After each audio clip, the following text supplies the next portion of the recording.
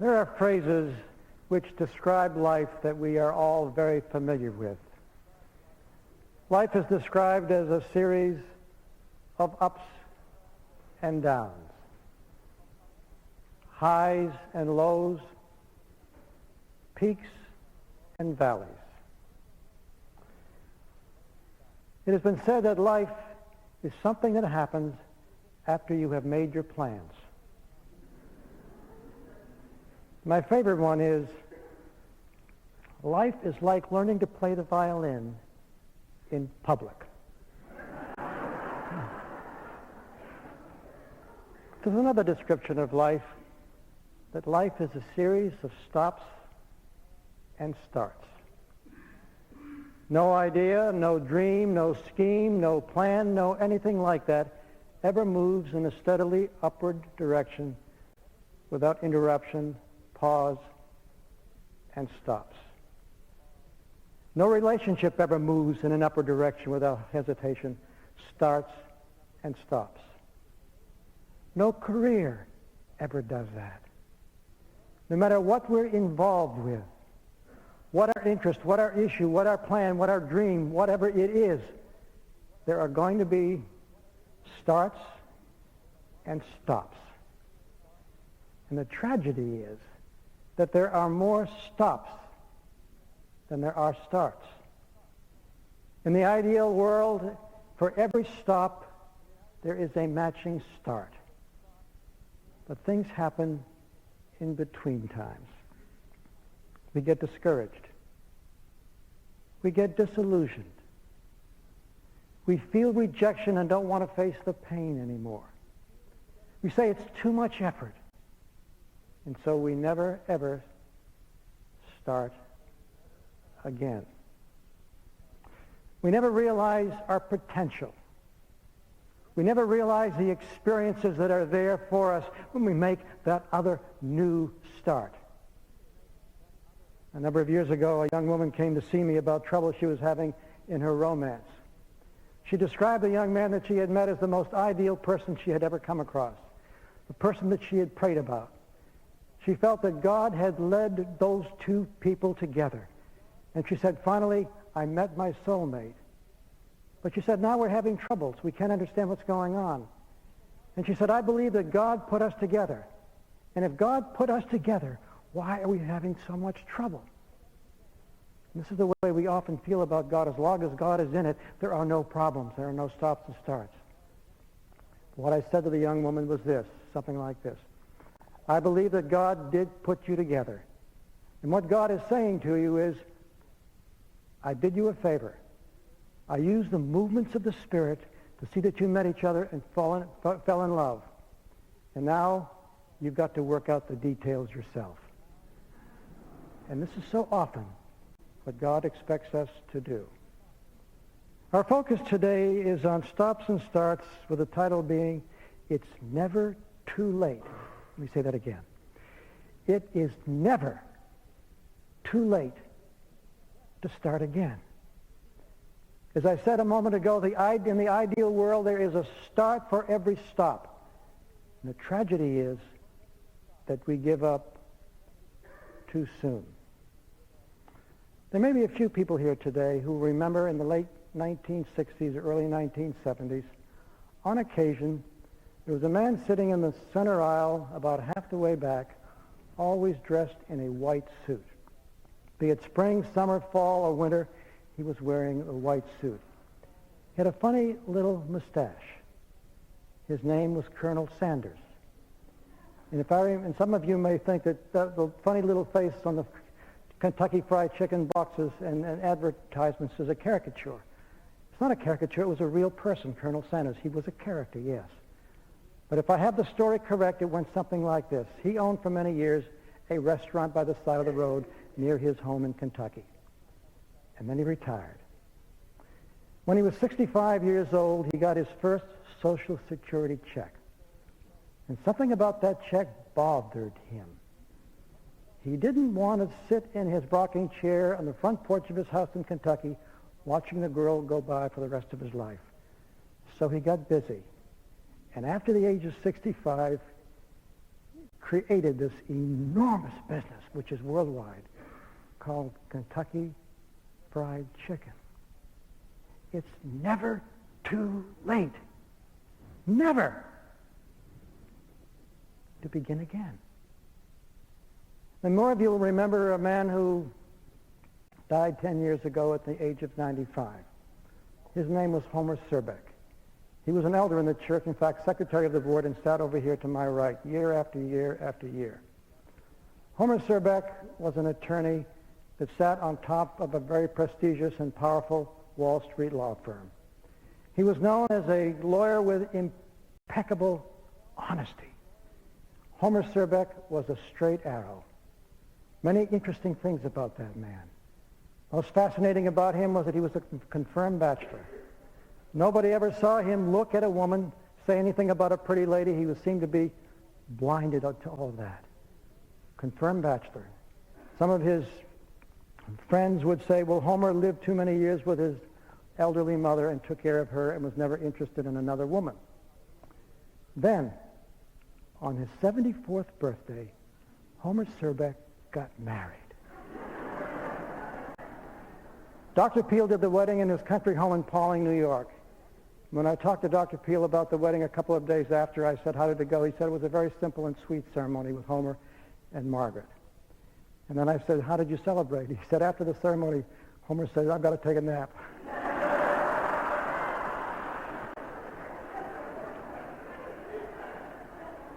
When he was 93, he told me, he said, Arthur, I've had a great life, very successful career. I've been honored and there have been many accolades about me. However, the happiest years of my life have been the last years of my life with Margaret. It is never too late to start again. Ladies and gentlemen, still there is hope for you.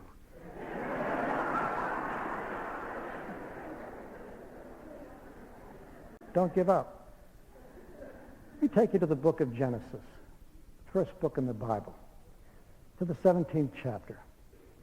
God is in conversation with Abraham, and they're talking about commitment and covenant. And then God says to Abraham, Abraham, you're 100 years old. Your wife Sarah is 90 years old. I want to tell you something. You're going to conceive. Sarah is going to have a baby. Well, Abraham thought this was nonsense. How ridiculous, how funny, how far out could God be? And he was so incredulous that he started to laugh. And as the scripture said, he laughed himself, falling down on his face with laughter. Couldn't be so crazy. What about Sarah? 18th chapter talks about Sarah. What was she doing? She was eavesdropping outside the tent. When she heard that news that she, a 90-year-old woman, would have a baby by a 100-year-old man, she too laughed. But what was going on here?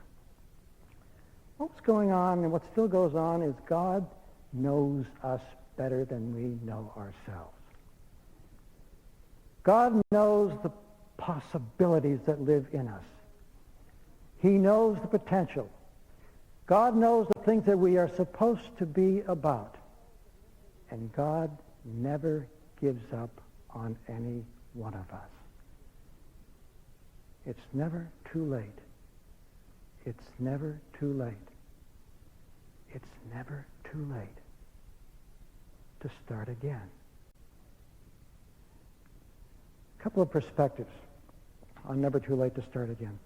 The first thing is knowing that God knows you well and knowing that God believes in you more than you believe in yourself.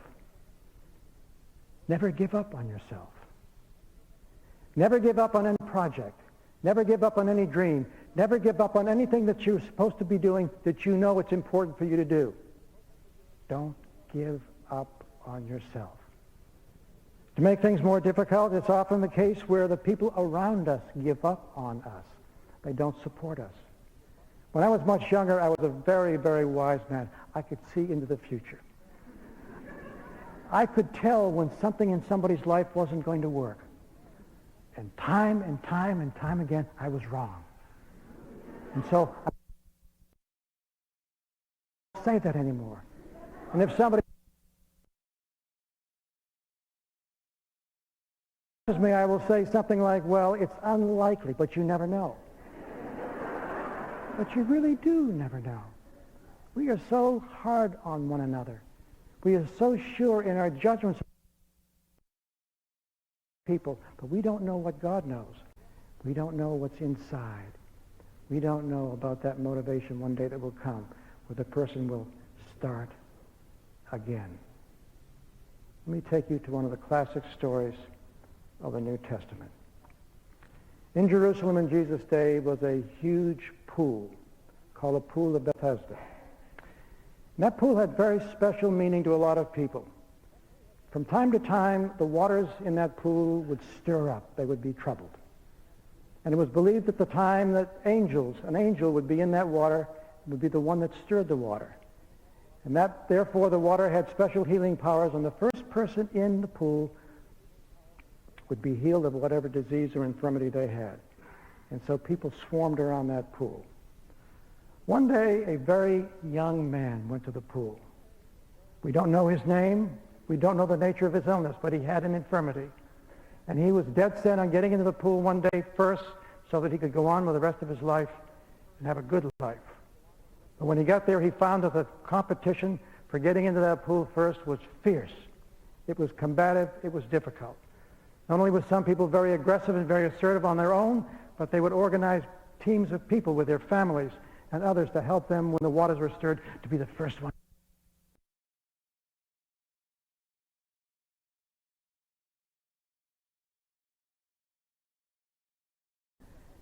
And after a while, this young man who didn't have the support systems and didn't have the speed got discouraged and got disillusioned, very unhappy. He didn't leave the pool area, but he retreated to the back and just stayed there for year after year after year. In his disillusionment, he also became embittered and began to blame people for his troubles. I can't get well, I can't get into the pool because people are selfish, they're not going to help me, they're not interested, they care only for themselves. And he went on and on. I had a sense of this man the other day when I was in a hospital here in New York City, one of the lower floors, waiting for the elevator to come down. And one after another elevator was jammed with people. And so finally, when one of the elevators stopped, there was a woman in front of me. I said, we can get on this elevator. I know how to get on a subway. And the people wouldn't let us on. So we backed away, and this woman began to complain, what a terrible place this is. Everybody here is mean. Everybody is selfish. I didn't want to hear it. I wanted to preach her a sermon, but the only thing I said, I'm sorry you feel so badly about this place. Anyway, so this man was relegated to the back. Everybody had given up on him. He had given up on himself. And one day Jesus was wandering near the pool, always looking for a challenge. And certainly he had heard of this man, and so he went and he found him, engaged him in conversation. And he said to the man, young man, would you like to be healed? He must have laughed like Abraham laughed, incredulous. What do you mean? I've been here for 38 years. What do you mean I want to be healed? Of course I want to be healed. I've been here for all these years, and nobody would help me. Jesus stared him down. Sir, he said, would you like to be healed? And the man said, yes, I would like to be healed. And Jesus said with a commanding voice, but very gentle, stand up, take up your mat, and walk. And the man went rejoicing to tell everybody what this man had done for him. Stand up, take up your mat, and walk. And Jesus said, your faith has made you well. But the real dynamic here is God gives power to the faint. Those who wait on the Lord, those who trust God, shall renew their strength, as Isaiah said. They shall mount up with wings as the eagle. They shall run and not be weary. They shall walk and not faint. We never know what God wants to do with us. We stay faithful to God, and God will empower us to be able to stand up, take up our mat, and walk. You know, so often when we have these stop signs in our lives, stop sign is a necessary thing. It saves us from trouble. And so if you're going through something now where you come to a stop, maybe it's a gift from God. What do you do with a stop sign? You stop. You look to the right, you look to the left, you look ahead, you look behind you. And then you proceed when you know that it is safe. And you go ahead. Too many times we see stop signs as dead-end signs, dead-end street, when they're not really dead-end streets. Never too late, never too late to start again. And one other thought. And this comes from a wonderful man who died just a couple of years ago, Arthur Gordon. Arthur Gordon, as you may know, for many years was the editor of Guidepost magazine, and he was Dr. Peale's biographer, and a great writer in his own right. He tells a story about the time when he was a middle-aged man, and he was invited to a seaside cottage one winter day by some young friends in their 20s. When he got there, he found out he was not the only guest, but there was another man, an elderly retired college professor. So they had their lunch, and they were ready to go out for a walk on the beach, which was the plan of the day, when the wind blew and the sleet started to beat across the window panes of that cottage. And the young woman who was the hostess said, "I'm not going out on this stuff. I'm just going to stay home by the fire." And her husband said, "I'm going to do the same thing. I'm just going to turn this TV set on and sit by the fire and enjoy the afternoon." But the retired professor stood up and he said, "No, I'm going to go out and collect driftwood. I've been looking forward to this walk on the beach so I could get driftwood for my own fireplace." And Arthur Gordon found himself caught in between two forces. One, the force of the young people, one, the force of the older man. So Arthur decided, I'm going to go with the professor. Put on his coat and went outside. The professor went to his car, opened the trunk, and got an axe. Arthur said, "What are you doing?" He said, "I'm going to chop firewood, driftwood. I'm going to get it." So they went in the sleet and in the wind, and they picked up driftwood. The old man used the axe. And then the old man